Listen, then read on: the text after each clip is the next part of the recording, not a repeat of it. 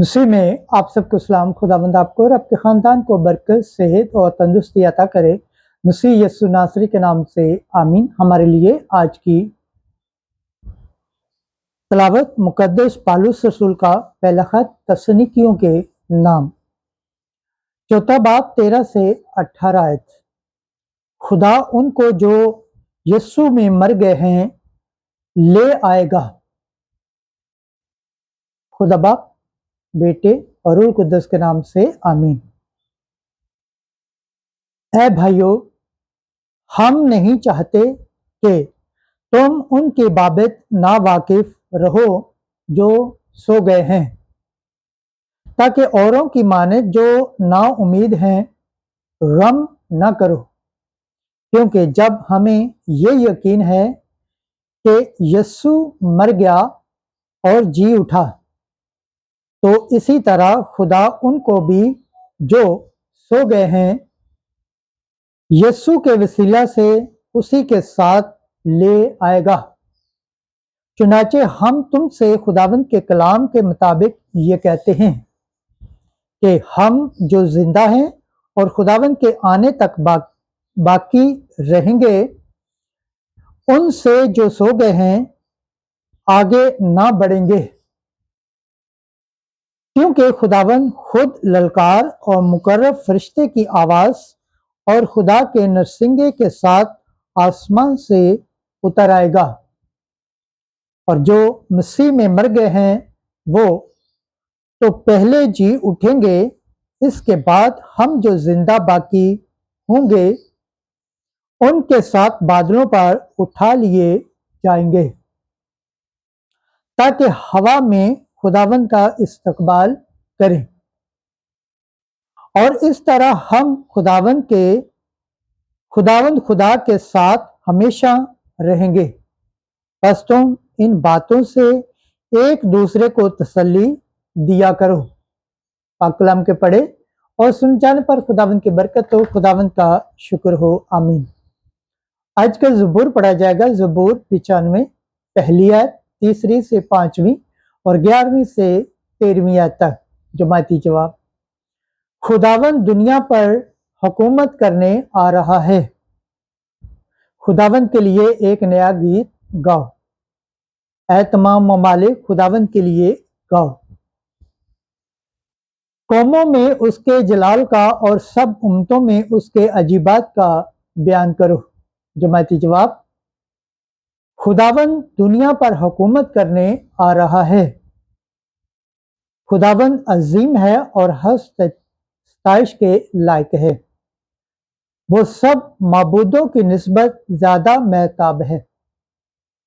اقوام عالم کے تمام معبود ہیچ ہیں، مگر خداوند نے فلک کو بنایا تھا۔ جماعتی جواب: خداوند دنیا پر حکومت کرنے آ رہا ہے۔ افلاک خوش ہوں اور زمین شادمانی کرے، سمندر اور اس کی معموری شور مچائے، میدان اور جو کچھ اس میں ہے خوشی کرے، بلکہ جنگل کے تمام درخت مسرور ہوں۔ خداوند کے حضور، کیونکہ وہ آ رہا ہے تاکہ دنیا کی عدالت کرے۔ جماعتی جواب: خداوند دنیا پر حکومت کرنے آ رہا ہے۔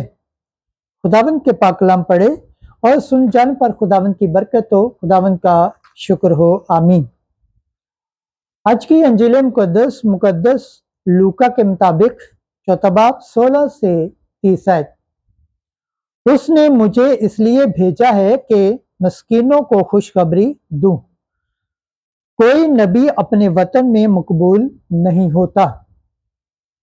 ایک دن یسوع ناصرت میں آیا، جہاں اس نے پرورش پائی تھی، اور اپنے دستور کے مطابق سبت کے دن عبادت خانے میں گیا اور پڑھنے کو کھڑا ہوا، اور اشعیاء نبی کا طمار اس کو دیا گیا۔ اور جب اس نے طمار کھولا تو وہ مقام پایا جہاں یہ لکھا تھا کہ روح خداوند مجھ پر ہے، اسی لیے اس نے مجھے مسا کیا کہ مسکینوں کو خوشخبری دوں۔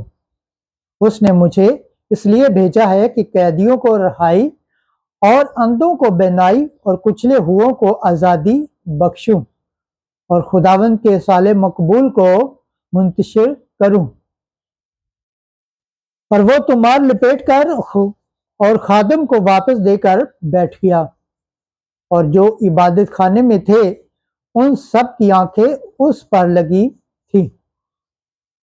تب وہ ان سے کہنے لگا کہ آج یہ نوشتہ تمہارے کانوں میں پورا ہو کر پہنچا، اور سب نے اس پر گواہی دی اور شفقت کی ان باتوں پر جو اس کے منہ سے نکلتی تھی، تعجب کر کے کہنے لگے، کیا یہ یوسف کا بیٹا نہیں؟ اس نے ان سے کہا کہ تم بے شک یہ مثل مجھ پر کہو گے، اے طبیب تو اپنا علاج کر، جو کچھ ہم نے سنا ہے کہ تو نے کفر نحوم میں کیا، جہاں اپنے وطن میں بھی کر۔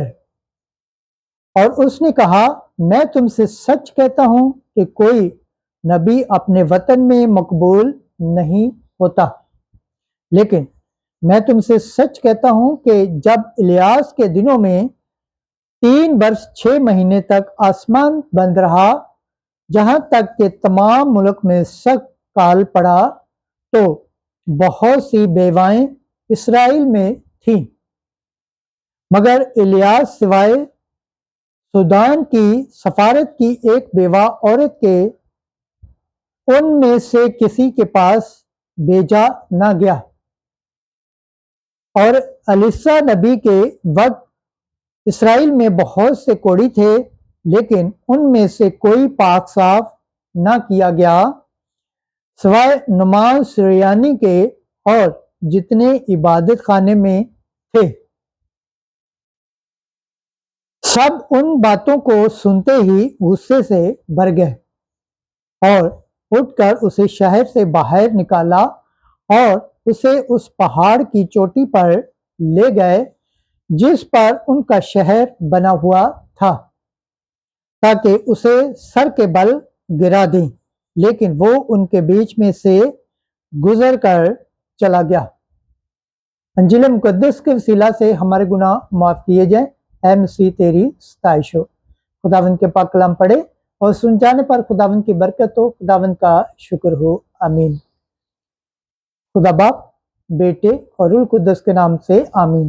عزیز دوستو، آپ سب سے گزارش ہے اس چینل کو زیادہ سے زیادہ شیئر کریں، لائک کریں، سبسکرائب کریں اور کمنٹس کریں، اور بیل آئیکن کو پریس کرنا نہ بھولیں تاکہ ہر آنے والی ویڈیو کا نوٹیفیکیشن سب سے پہلے آپ تک پہنچے۔ آمین۔